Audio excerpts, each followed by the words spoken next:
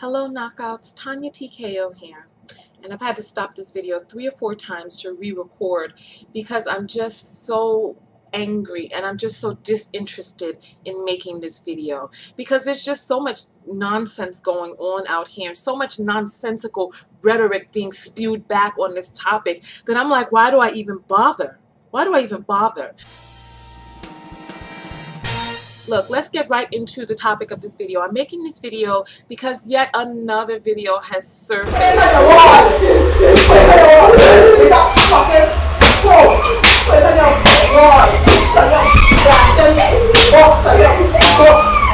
When do we put down the belt and pull up a seat and start talking? And people are like, oh, look, it's all this talking that's gotten us into the trouble that we are in now as black people. And I'm like, listen, baby, you can't fool me. I'm in the black community, honey. And I'm bicultural. I'm Caribbean and I'm American. You can't fool me. Who do you think you're talking to? The talking? The communicating with our children is what's getting us into so much trouble? Honey, are you not looking around to see what's reality, baby? You don't have your finger to the pulse of what's actually really going on out here. As a matter of fact, there's not enough talking. Apparently, our methods are not working. No. Oh, God. The vast majority of low-income black people use violence as discipline. And look at where that's leading the children. All these young kids killing one another, going out, punching each other in the streets and acting crazy. Girls who got no fathers in the home, posting up these pictures on the internet and all this other stuff. Ah! If beatings were working, then the black community would be the most in control, most stable community that there is. But no, our community is fractured. Our community is broken. Obviously, something is not working. People say, oh, it's the parents' fault. It's the parents' fault. It's the parents' fault. The parents didn't do something right. Yeah, let's take a step back. If you as a parent have spent 12 years whipping and lashing and beating down your child and your child is still not acting right, maybe you as a parent need to take a step back and say, maybe there's something that I have done wrong. Maybe I need to try something different. If the same old's not working, try something different. If the beating and lashing and the talking down and cursing out and all that, if that's not working, when does the time come for us to say, let's try something different?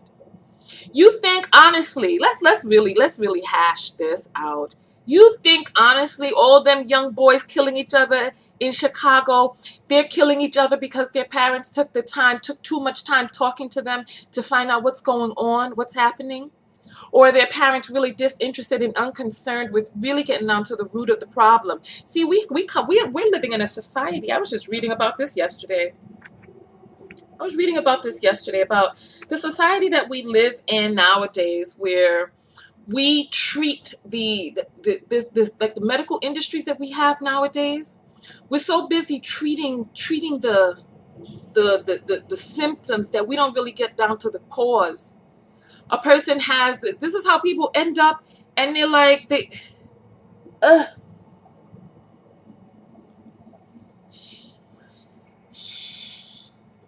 when you get these stomach cramps and you need to vomit or diarrhea, they got medications to stop you from vomiting and diarrheaing. But is that what you really need? Do you need to suppress the diarrhea? Obviously, your body's having a response to something that it does not want in there. So we get these aches and we get these pains, and our first recourse is to go and get something to stop the aches, stop the pains, because we don't want to feel, instead of getting down to the root. Getting down to the root of what's the matter. That pain is an indication that something is going awry inside your body or in your life. There may be some relationships you need to free yourself of. There's no sickness in the eyes of God. All of us are perfect beings. We need to get down to the root and see what maladies it is that we have created inside our lives that need fixing. This young lady on the internet is not the problem. That's not the problem. Or it's not the source of the problem. That's the symptom of some problem that lay deep inside of her. And it's like the same way that you cannot, oh, I'm about to get emotional. I was about to say, the same way that you cannot beat a starving person into not starving anymore. Oh, God. Let me calm down. Whew. You can't beat the self-worth into a person that does not feel it. If anything, you only damage them further. My heart goes out to this young lady, because that beating does not foster her self-esteem. You do not foster a person's worth by showing them that they're worthless, by beating on them like their body is not precious. How do you teach a young lady that her body is precious and you whip and assault her body like it's not?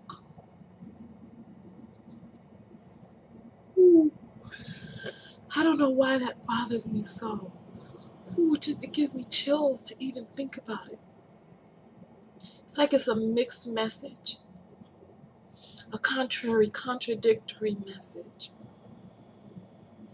It's like you don't show a person that they're worth more when you show them that they're worth less, or you treat them like they're worth less.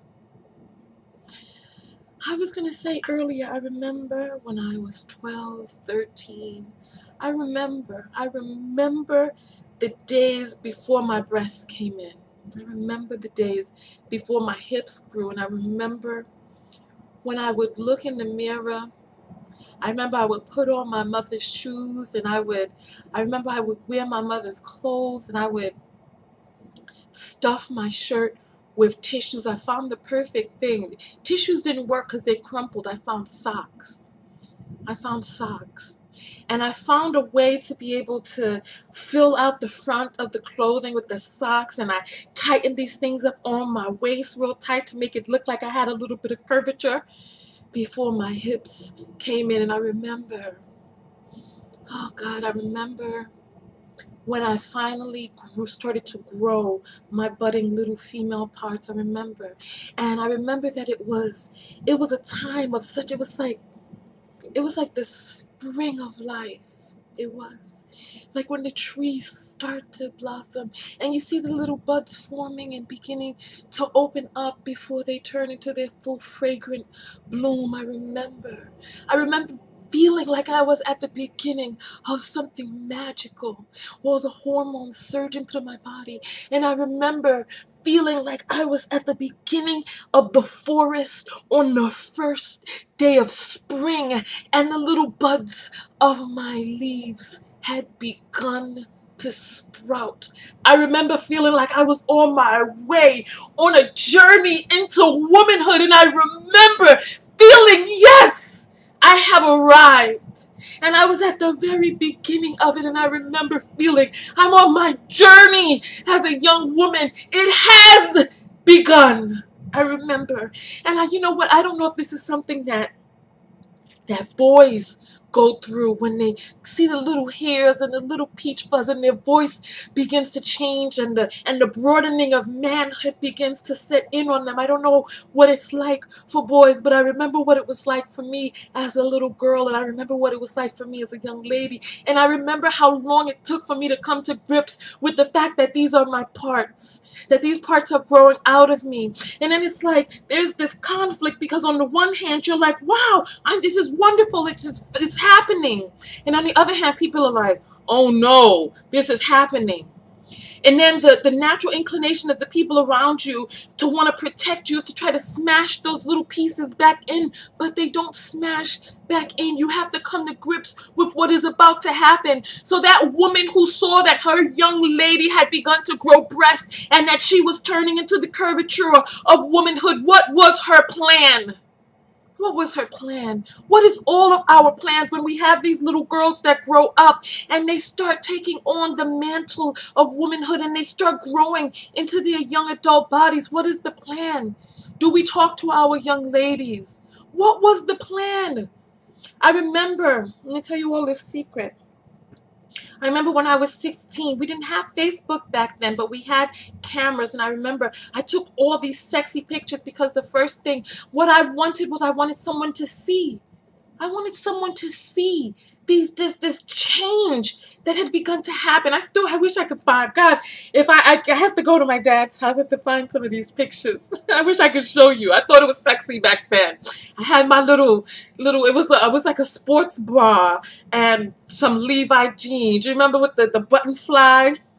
I had some white Levi jeans and this white jacket, and Halle Berry had her, I think I hadn't had my hair cut yet, because Halle Berry had come out like the next year. And I had like my little flip. Remember they had the isometric back then, and I had my hair, my flip, and I had my hand on the back of my hip so that people could see my little bump in the back. Not people, but the camera. And I took a picture so that I could revel in the bounty that was beginning to be bestowed upon me. But what would my life have been like had there been a Facebook, and I knew that I could show this bounty to other people and get all the congratulatory praise that's out there? What would my life have been like then? I saw on someone's Facebook page that they were like, thank God they grew up in a time where their young and dumb mistakes were not able to have been captured by Facebook, because believe me, we made a lot of young and dumb mistakes when we were young and didn't really know any better. But what would our lives had been like had Facebook been around then? Would we have wanted to show off a little bit too? See, it's like there's so many different things that we need to do as a community to fix up the problems that we're having right now. So many different things, like coming up with a plan for our children. And listen, I am not saying take away, listen, if you're going to remove violence as discipline, there has to be some other form of discipline. There must. I'm not just saying eradicate discipline altogether, but we have to come up with different methods, and you need to know your children, and you need to exhaust all other methods before resorting to the ones that are going to pummel and beat your children down and their esteem down for the long run. I'm going to get out of here because I don't want to spend too long on this video. I wasn't planning on talking about all of this. All of my links are below. Come to TanyaTKO.com. You can find me over there. Let me hug all of you all now. Hug me. Oh, I love you guys so much. Subscribe to my website so that you can get my weekly updates and so you can always know when I have new videos out. But what's our plan? All of you people out there with young daughters, the internet is here. It's not going anywhere. What is your plan? When are you going to begin to talk to your daughters about the gosh, that sounded so New York. Talk to your daughters. Gosh, when are you going to talk to your daughters about the changes and what's appropriate and what's not appropriate, and really spending some time realizing that you were there too, that you were at once at that age? Come on. Listen, I'm going to get out of here. I want your comments below. Tanya TKO, and I'm out. Comment below. I want to hear your comments. I already know there's some people who are all too happy for the violence enacted upon young black women. But let me get out of here. Comments below. Peace.